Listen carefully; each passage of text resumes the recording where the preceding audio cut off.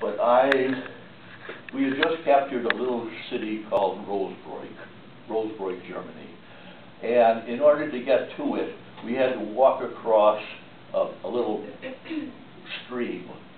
And when I had reconnoitered it beforehand, there was an ice covering, so no problem, we could walk across it. Well, unfortunately, by the time we got to it the next morning, the ice had broken, and so all of my men, as they went through the water, got their feet wet. Well, there's nothing worse than having wet feet in snow. This was cold. And so they stayed with their wet feet, and overnight, the feet just swelled, and it was called trench foot. And it turned out that these men, and there were about 24 of my men, who couldn't get out of their foxholes to get back to the aid station. So I got together a group of about 12 of my other men, volunteered to go forward and carry them individually from their foxholes back to the aid station. We had just about completed. We did this at 2 o'clock in the morning, 3 o'clock in the morning, something like that. We had just finished that, and were coming back for more when the German artillery came in on us. And 3 of my men that I had trained all the way from the States were killed.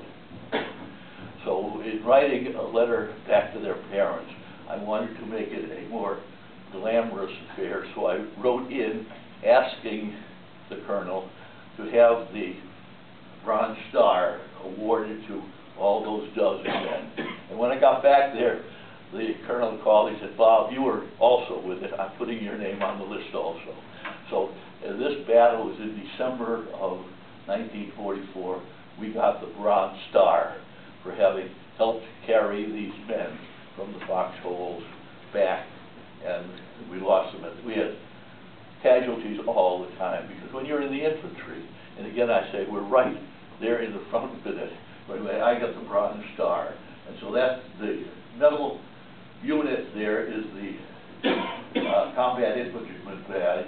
The red with the blue stripe is the Bronze Star, and the others are indications of the number of battles that I'm in the process of being in Germany. Now, we jump ahead here, because I haven't pictures of the war, but when the war ended, and in Japan the war was still going on, but if you remember, we were scheduled to ship out from Marseille, France on August 28th to get over to the Pacific for a November invasion of Japan. Well, on the first week of August, you might remember, the Americans dropped the bombs on Hiroshima and Nagasaki. Well, that happened the first week of August.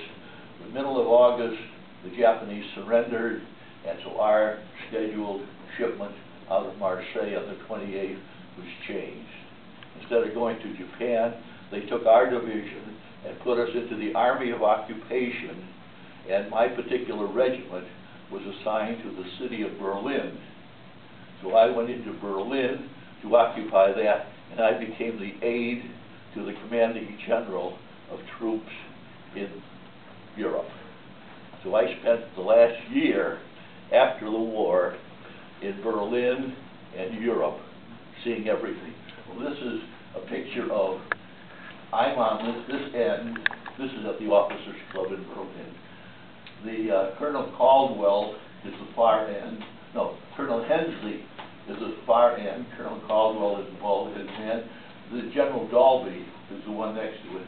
This other lieutenant, I don't remember who he was, and here I was at this end. So this is in Berlin at the Officers Club at the end of the war. The war was over at this time. Now this is something, when we were in Berlin, Berlin was divided into 4 sections. The same as you know, Europe was divided between the Russians, the French, the English, and the Americans. Well, Berlin was the same way. And see, East Berlin was the Russian, Northwest Berlin was the English, Southwest Berlin was the American, and a little sliver between the north and south there was where the French were. Now, every month, the commanding generals of each of those 4 sectors got together for what I call just a social get-together. And this is a picture at the Berlin Stadium where the Russian generals, French, German, and American were here. I think this was for a special event where the British were marching the troops in the Olympic Stadium of '39. That was a picture of the Russian generals and such. And this is General Dalby. He was my general. He was a parachute general. He had jumped at the time of the crossing of the Rhine River. And he was 45 years old, and I couldn't imagine an old man of 45 jumping out of an airplane. But he did. He jumped when they crossed the Rhine. Now, this is our home in Berlin. This is fascinating now. Berlin has a big lake in the southwest called the Wannsee. Big lake, like Lake Champlain up here. Big lake, big lake. And they had an island going out into the lake that the Nazi party, when they came in, they took over all those beautiful homes, and the people moved into it. Well, this is Joseph Goebbels' house. He, his wife, and children lived in this one. And this is obviously after the war, after the house was pretty well destroyed with bombs and the Russians coming in. But this is Joseph Goebbels' house. Over here is Adolf Hitler's house. And between the two of them, Hitler's private doctor, Dr. Mandel, this was his house. And that's what became our house when we lived in Berlin for that year. We don't know why, but there were about 10 houses on this island, all occupied by the top people of the Nazi party, and all of them were destroyed, except this one. And the only reason we could imagine is that all the other houses had the Nazi symbol or something on it. So when the Russian troops came in, they destroyed anything that had any resemblance to Nazi. So they destroyed it, and this they left untouched. So for my general, they had it set up. And these windows up here are my room. From there, the most beautiful, this window in here was a window as big as, and it was almost like an elevator, that the whole thing would disappear into the ground whenever there was an air raid. In middle of winter, because they had no way of replacing it. So the instruction for the people who were living in the house was, as soon as the air raid fired, you push the button, and down into the ground, disappear the window. So it was still there. We got there, the most beautiful home that existed in Berlin, and I spent a year there. So this is the home. That's where Joseph Goebbels lived. And out here in front is all of the lake, the Wannsee.